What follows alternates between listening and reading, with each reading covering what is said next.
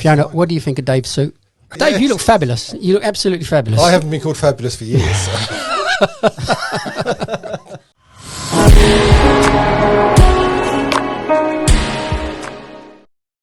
Fantastic. Thank you for coming, Mr. Paul Whitehead and Mr. David Hall. So my idea behind this particular podcast was to try and humanise you in a sense that you know how people feel. I don't think they feel it like they used to in our day. They really weren't human in our day, I think. But you have come a long way of being humanised. Yeah. Paul, I don't know, how long have you been an examiner now?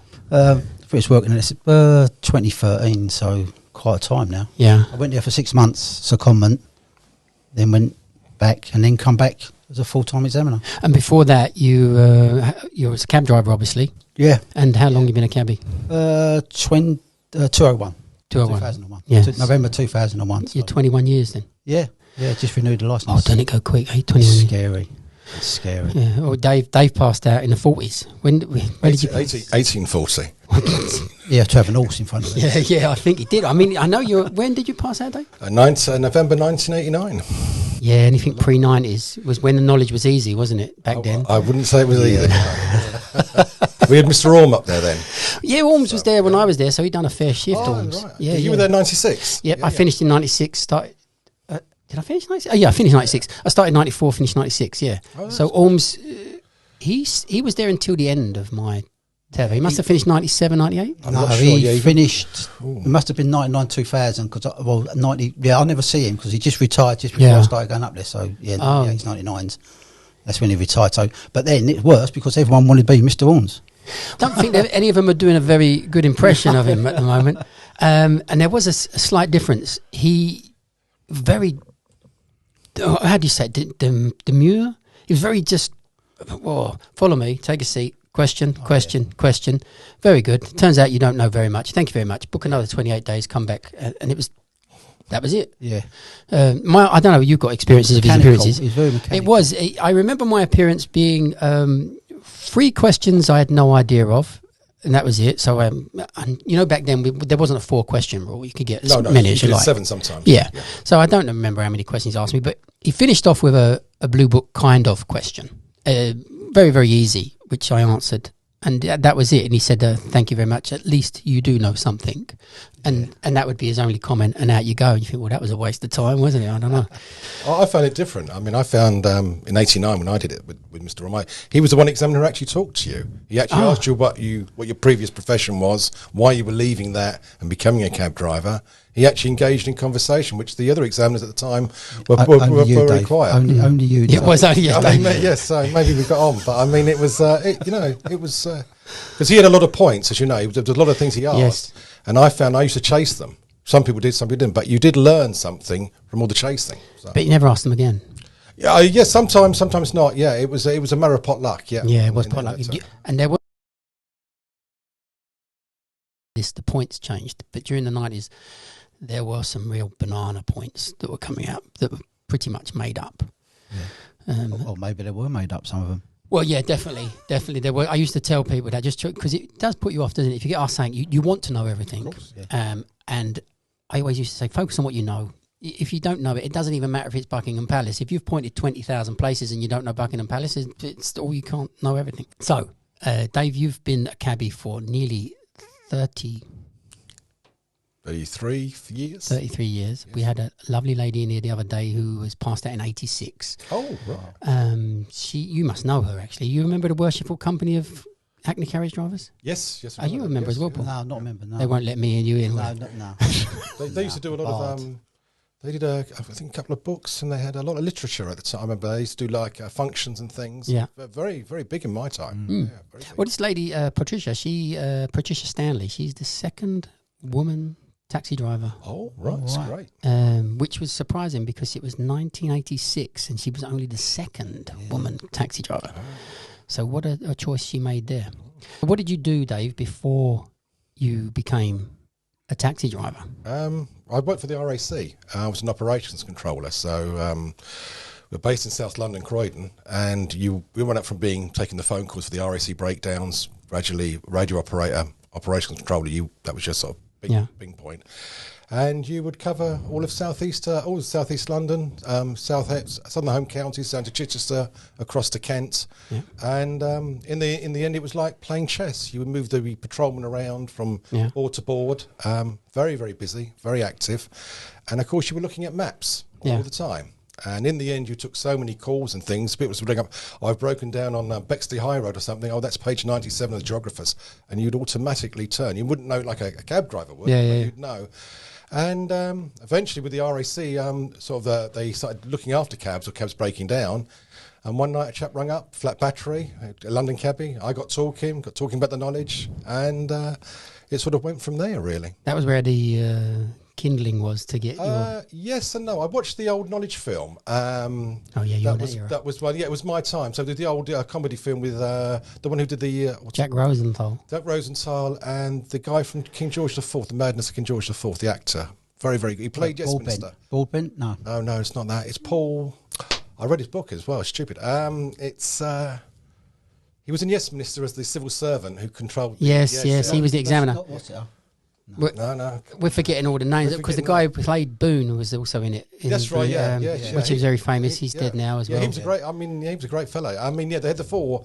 I watched the movie and they had the four characters there. The classic one was the one with the girlfriend who didn't want to go out on the bike. Yeah. That was it. That was Dave. No, it wasn't really. That was Boone. And it follows you through four people doing. I know it's dated now, but it's not. In some ways, it's not so dated because it shows the sort of journey people make to do this, and everybody's circumstances are different, and it follows them through. Mr. Burgess, who was the examiner at the time, who had taken off, and who was he modelled upon? It could have been a Mr. Finley, but that was many years ago. Yeah. I think they filmed it over at Ladbroke in West London. I know they did the filming in West London, and the actor who played the examiner actually did it, I believe, in one take. He actually played the part of a knowledge examiner, did it in one take. And that was it. He nailed it in one go. Yeah, he must have seen someone. Was he in Westminster? That the bloke? It was him, wasn't he? Yeah. But we're all forgetting his name. I'm too young. Yeah. Well, exactly right. Yeah. That's excellent. Paul, what did you do before? I keep having the impression you was a chief inspector of some police force. I was a health and safety officer on the Titanic. And I got sacked. So now communications, always been in communications kind of stuff like that. BT, prior to doing the knowledge, while doing the knowledge, I was on BT. Yeah. And I started the knowledge when I was 22, 3, 4. I was working all over the place, everywhere. I bought a moped, didn't go out. Got the runs off my mate who was already passed out. And moved, got a mortgage, baby. Sold the moped. That was it. Gone. And then for 20 years, whatever it works out to before the 90s, my mate said he's going to do the knowledge. And he said, "Can you call over with me?" Yeah. And I said, yeah, and I'll do that for you. And the wife said, "Well, you're going to call over. You might as well give it a go. Do the knowledge." So my dad gave me a motorbike. It didn't work. So I was doing cycling all the time. I've always done the cycling. So I've done 90% on a push bike with a board on the front as well. Oh, wow. You're not the only... I mean, I think John Harvey did the pedal bike as well. Yeah, Harvey, yeah. There was Les Hills when I'd done it. And right up to 21 days when I had to get a scooter because it was just too much. I'd had to get out more. So, so I've done most of it, all the runs and everything else right through on the push bike. And I can tell you where all the hills are. Exactly, to the incline point. Highgate West. Yeah. That's what I said the other day. I was talking to someone the other day. You don't realise from the Thames up to the Strand. Yeah. Oh, you can sense even you can feel the shelves as you're going up. You don't notice it when you're driving, but when you're there, you know, it's a voice street. Going up, we look at Waterloo Bridge and all that over the top. So it was good, and that's when I done it. Then that's when I started, and that's when I got into it. And I didn't. That was work full time, but went out on the bike before work. Called over dinner times. After work, went out on the bike a couple of times a week. Called over. Yeah. So it was part time, but full time. and it sort of took it over. So Well, you have my admiration on a bicycle. That's it's quite- not easy at all. And you even had the board on it, I had the proper board classic. yeah, of course I did, with the straps on and the board and the clip on the top, the little brown board with the clip on the top. You got a lot of comments from the taxi drivers. Did you get like other knowledge boy come fast laughing at you? They're not so much knowledge boys. I mean, you stopped and you actually see some knowledge boys on the bikes and you stop, but then no, it was all the cabbies like, what are you doing? Yeah. What are you doing? And it was always keep going. Yeah. I've just realised as well, we're talking about only the second woman to do it, and we keep referencing the knowledge boys and the cab driver men, and we're just making it singular sex, aren't we? Got to get out of this habit. You do. So what made you want to become an examiner after that then? I see Dave Hall In his suit. and I thought I've got to wear a suit like that. Just keep it going. Don't you? We ain't Don't hold stopping, back. Dave. No. I've had it since 7 this morning. Let's keep it rolling. Yeah, that's it. No, I mean, I'm going to do a video today. I think for the Christmas do. I think why not? Oh, dear. No, you can't wear a Christmas do. It all come down the front of you. That's probably true. No, it was... Sorry, go on, we'll take a breath. I was brilliant. I'll do mostly nights in the cab, all nights in the cab. And then the same old story. The wife come back and said, what you done today? And nothing. So it was like, oh, maybe I should get another job or say part-time during the day. And someone said about TFL. Never thought about going for it at all. Applied for it, got the interview, got the job in TFL. So I was doing cabin and TFL at the time. So it was great timing. Yeah. And then it was like there was a secondment because Miss Danvers, she decided to go off on a 6 month secondment, and they scattered about. And I think there's only a couple of taxi drivers who was actually in TFL, and they sent the emails out, and I went for the interview. I think another chap went for the interview, and Miss Danvers, she said outside, Mr. Whitehead, and you're not a taxi driver, you can't apply for this. He said, oh no, so I'll just apply for it anyway. So he got sent away. So I was a natural, I won that one. So by default. Short notice, wasn't it, I think? Yeah, it was. Then they needed someone quick because she was going off. So so I went and done a 6 months of comment and... never looked back? Yeah, she come back and then I had to go. I went back to my base and it was a few months later, but... I think Mr. Hall was in charge, and he said, "Do you want to come back part time?" Yeah, I said, "Yeah." And a couple of months of that, I was full time, and that was it. And I've said to Katie before, for me to get that from a taxi driver is just like getting the England job. As the manager of England football, it was fantastic because you're good for me. So you've loved it. What, being an examiner? Yeah, fantastic. You can't wait. People don't understand when they go to work. You go to work. For money or for whatever it is for, but the examiners actually go there, and we all love what we're doing. Wow, and it is crazy. It's crazy that a team of people can actually do that. I have to say, I would hate it. I've tried doing over the years little classes where you do the one-to-one, try and do fake appearance, just trying to teach someone something. And oh my goodness, no, the pain of sitting there and then thinking, Jesus Christ, I can't listen to this anymore. You get used to that. But it's the good ones that come through, and that would be good. But we see a lot of progression. Someone that, and it is the ones that are good. You see, you don't really remember. They get out. The ones that's been there on their second, third card, you actually know them. Yeah, and then suddenly something clicks. And they score, and then they score, and then you think, they're getting it. And then they get out, and what a great day for them when they've done that. Lovely, I love that. I didn't think of that part because basically I'm seeing the slow incline, and so it's unnoticeable. It's like your children growing up, and you never realise where that they went, and all of a sudden there's someone there who's big. But if you're seeing them, your children, once a year, you suddenly realise, oh my goodness, you were very different to last year. But also, we're only seeing them for 15 to 20 minutes. Yeah, you're doing maybe a call-over session for an hour or 2 hours, whatever that takes. So it's only every 20 minutes, then somebody new comes in, or an all London to suburban, whatever. It's changing round, constantly. So we don't see them. We might not see them 56 days. Then again, so it's a few months later, you see them again, and then once they get on the 28s and then the 21s, and then they're in it. Yeah. And then that's when you think, I've seen that aspect that you said as well, where they're There's a lot of people when they start the knowledge that they start off not fully understanding the commitment involved, and they learn the commitment involved at some stage, which is the penny drop moment of, oh, actually, and then they think, right, now I'm going to do this, a full-time, quit my job, do this. Yeah. Because it is, I don't know how people do it. It is knowing what you're putting yourself in for. Everyone says, oh, yeah, I want to be a taxi driver. Yeah, great. It's what you need to do to become a taxi driver, and that's what people don't get for a little while. They don't get that. Some never get it until the end. Yeah. Oh, yeah, I've done all that. But it is that commitment before you start that you need to make. So between us three, I mean, you're 80s, I'm 90s, you're the 2000s. We've seen some changes over that period. Dave did it when the knowledge was easy and everyone could get a badge. I did it when it was very hard, and then you did it when they made it easier. Yeah, it really is easy for me.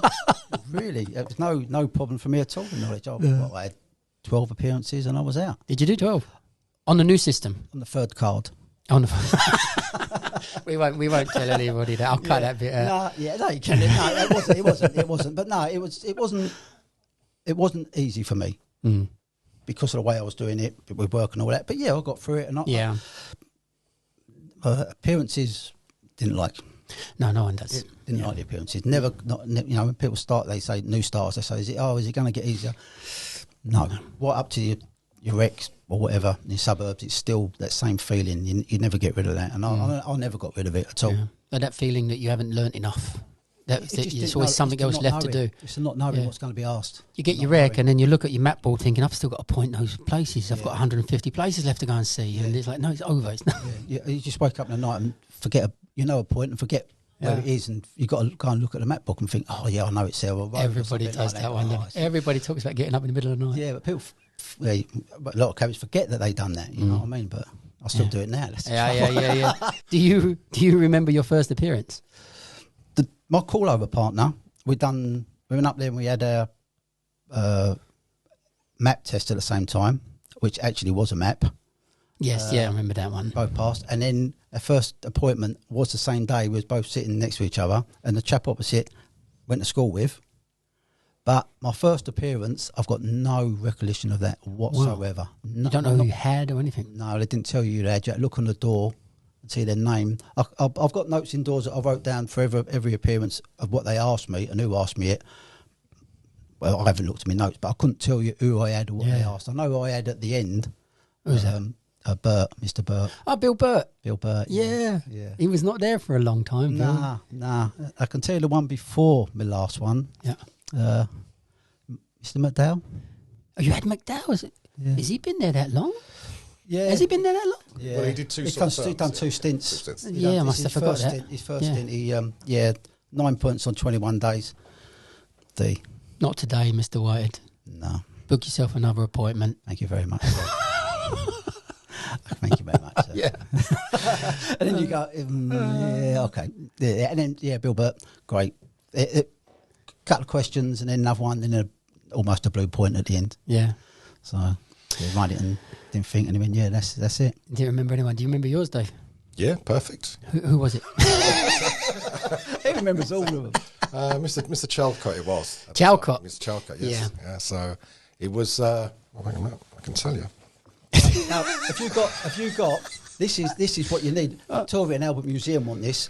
He's got his card. Yeah, I found it. It took me about 28 years to find it. Oh, I have mine. Yes, but there's no year on it. There's actually it's the fake. dates. It's a fake. It's a fake. Yeah. Right. This is like Mr. Price used to say about Mr. Wilkins. He's got, no, not Mr. Wilkins. Sorry, Mr. Thomas. He used to say Mr. Thomas has got a certificate on his wall to say he's sane, but it's a forgery. Yeah. So, no, that's a fake, Dave. So there's no initials. And there's no nothing. Yeah, no who's guilty or not. No skills. No. So your first appearance was Chalcott. Mr. Chalcott, 12 o'clock. It was. Sorry, it's on a Friday. 12 o'clock. Yeah. And it was raining. And it was raining. It was definitely raining. Yeah. So no, it was. I was nervous on the first. Smart day. Did you? Did you wear that same suit? I think it was made then. Yeah, yes, and I've kept it in mothballs ever since. He wears for appearances. So it's 12 o'clock start. It was. I remember coming into the room and Mr. Chalcott said, have you done your 468 runs? And I said, yes. I didn't even sit down. I didn't even got to the seat. I just about seen the seat. Yeah. And I said, yes, sir. And he said, well, we'll see, won't we? And that was fine. And we sat down. I said, I got to sit down. And the first run started just as I hit the seat. And it was 7 runs. And I think one of them was Covent Garden to the London Ambulance Centre at Waterloo. And the last one was going to the Royal Hospital for Neuro Diseases on Putney on West Hill. And the only thing he said to me, you should have used Westminster, we should have used Wandsworth Bridge, not Putney. And I just said, yes, sir. What, from Covent Garden to the ambulance station? I couldn't remember where it's from, but there were 7 runs, I remember. Yeah. And he just said at the end, again, the card just said, you just came back in 56 days. There was no score. No signature. No idea of anything. No. I mean, you just came away, and you come away and you think about what you dropped. I remember dropping Brookmill Road, and I think I should have had that. Mm-hmm. I know I should have got, and I've kicked myself on the way out. Yeah, you can't know everything. No, you've got. I mean, we would it, but you didn't get it. We would sort we had a sort of knowledge schools, or 2 knowledge schools, especially the part-time one at Battersea. They stables literally hold what you've got. If you can hold 50% of what you've got, then you just keep going. Yeah, they do beat themselves up about this stuff a bit too much. Yeah, you don't look at what you've said, or what you've done, and we all do that with exams to a certain degree. Yeah, but I'm shocked that you can remember so much. That's incredible. Probably can remember them all, to be honest. So nothing's changed really. Nothing's changed. Which actually was part of what I wanted to do in this podcast as well. Talk about some of those things. There's a hell of a lot of drivers want to come back. Yes, we're getting more and more retests now. It's amazing, isn't it? I've got about 3 invites this week alone. Yep. Yeah, a lot. I'm getting 2 phone calls a week. Yeah, I'm sure. Yes, and I've never had one in 30 years. So it's a real strange thing. So what's causing that, and how hard is it? This is the real thing they want to know. How hard is it for them to get their badge back? So I need to be able to explain it to them better. Well, what we do now is we've been working on this for about a year already, because literally as we came out of COVID, we started to realise there was an influx of people wanting to come back and renew their licences. And so we put together as a team an idea of having an initial talk, a retest talk, because it's very hard to explain to somebody who's been out of the game maybe 5, 6 years, maybe 10 years, what we're looking for and what we're asking. Yeah. So we bring them in first of all, talk to them for about 20 minutes, half an hour, explain the process. If we can, try and book an appearance in so many weeks' time, and go through the process with them. The idea is to get them licensed and get them back on the road. Yeah. We've got the experience of driving a cab, and all we want to do is update the knowledge and not have anybody banging on the back of the window going, excuse me, where do you think you're going?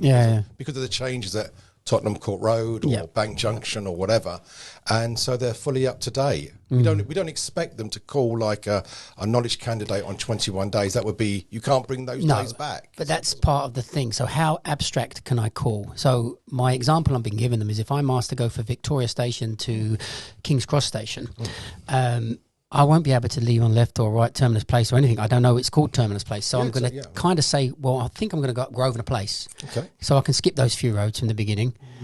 Yes and no, yes. We'd like a little bit more. You want a bit more? So you want me to get, all right, well, when I come out the station, I'm going to come out into Victoria Street and try and get across into Grosvenor Gardens.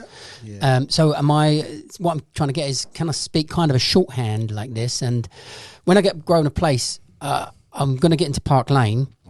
But I don't know the name of how to get into Park Street, but I kind of want to get over. Yeah, we can understand that. We can understand it, but you're now pushing the limits, am I? You're pushing it a little bit. Okay. Give you an example to make this quicker for you. If you've got somebody going, let's say, over Blackfriars Bridge and something like that, and they're going, let's say, to Honour Oak Park Station, and once you come over the bridge, if I can't actually work out where you're going, despite trying my best to try and work out, are you going to go to the Elephant and Castle? Are you on the Kennington Road? Are you going towards Peckham?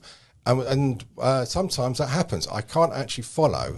So it's very difficult to give a mark if I can't follow. So even if the person can describe, I'm going past the such and such a place on the left, but I forgot I've got Kennington Park on Park on the left. I'm going up there. Yeah. I know the cricket's over there. I've got the Oval up there. I'm going to bear left Campbell and I'm going to go up Brixton Road. And then that's okay because they're getting you there, and you understand where they're going. We need to understand. But if they start, it's not.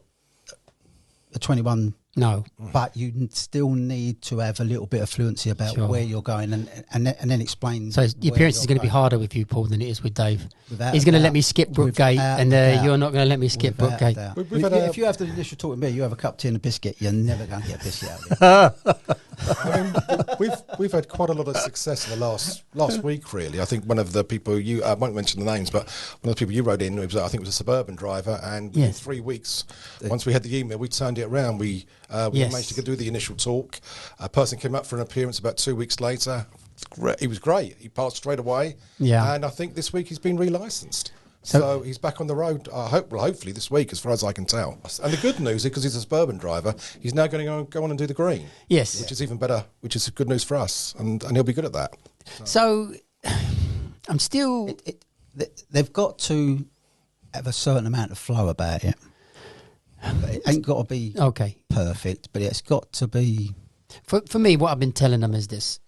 Getting my badge back is going to be a real serious thing to achieve. And getting it back easily is better than taking the long route. So if you are complacent about these first couple of chances, because you kind of get three, you've got to do like 3 live. The first appearance is like a pass or a fail. So yes. You can get it in one straight away. Yeah, you can get it in one. So for me, I'll be aiming for that. And to aim for that, you need to return some degree of fluency. So to do that, Blue Book 1 will give you every postcode once. So you're kind of going everywhere once. So that's kind of might be enough.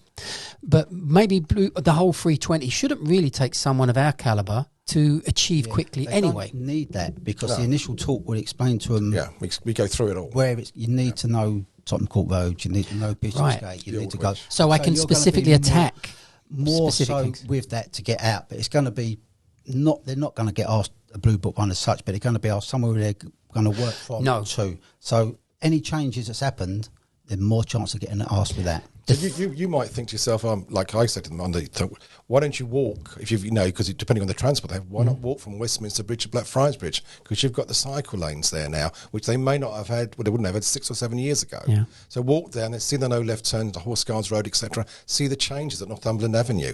Look at the changes. Look what the things have changed since you've been driving a cab. So get up to speed with the changes. Yeah. And we advise them to go to possibly, if they can, go to a school. They don't have to call over. Just sit in the class if the and listen to people and listen, because you'll pick up the points that have changed. The leftover Westminster Bridge and things like that. They've been out for a long time. They ain't going to know that. And but you still require fluency, which I think you might get from your question down to Honour Oak Park would be hard. For anybody who's not calling over, I think would be hard. Yeah, we're only looking for main routes, etc. Like we might have something like Paddington Station to Clapham Junction Station. Yeah, and go through there with the person choose Park Lane or the park. Can I just skip and say I'm going to go over Chelsea Bridge or something like that, and I'd skip the whole in between bit? No, you want me to say some of it, so I could get away with either through the park or around the park. Which side of the park? So so we need some. We need some degree of fluency, but you've got so there are, as I saw in the guidelines that Katie sent me, that you are going to debit points for misnaming of roads. So you have some leeway there. I've got to try to name. We understand that we don't expect somebody, let's say 3-4 years ago, to be able to call like they used to call. You can't bring back the past, unfortunately. So we do make a quite considerable allowances on that. But we need to be able to follow somebody where they're going. I mean, are they going to go, let's say, Fleet Street, forward Aldwych, forward Strand? Do they know they've got to swing right? Okay. Things like that. Because if you're a passenger in the back of the cab, they think, well, excuse me, but you're stuck now. You've got to come round into Montreal Place and take me out. Why am I doing this? Yeah. We're trying to avoid those problems for the licensed driver. For them, really. Well. Yes. I have had a lot of drivers. Obviously, there's one other point to this, which is if you haven't renewed your license for 2 years, you can just renew it. That doesn't require a retest. So anything under 2 years, just reapply. It's over the 2 years when you go for a retest. Yes, that's exactly right. Yeah. And also the other thing to this is the length of time is irrelevant. So it could be 40 years. Yes, it could. I've had a badge before. So in some ways, this sounds like it's been made a little bit more accommodating for people to return to the trade. With Katie, Paul, Mark Cunningham and the team at work, we've put a lot of time into this. Yeah. We actually did this before. We've got quite an influx of retests coming in now. As I said, I've had about 3 emails this week alone. So we were ahead of the game. Good. So we actually put all these things in. You need someone else to catch up, though, I think, because in terms of the situation as it is now, it seems that they're having a problem with the information they're getting when they apply. So they are being told to reapply for the knowledge. Yes, that's happening. And they're getting conflicting emails coming from two different departments and stuff like that. So that part maybe is the only part to As sort soon as we get hold of it, or let's say Katie gets hold of it, or we comes into the knowledge inbox, then we take over from there. And I said we had that particular chap, and you mentioned yourself, he was 3 weeks over and done. So, brilliant. That is trying to be addressed. That is, we know there's a problem with that because we know we've had retest turn up on initial talk. Yeah. So we know there's a problem with that, and it is being addressed and it is being sorted out.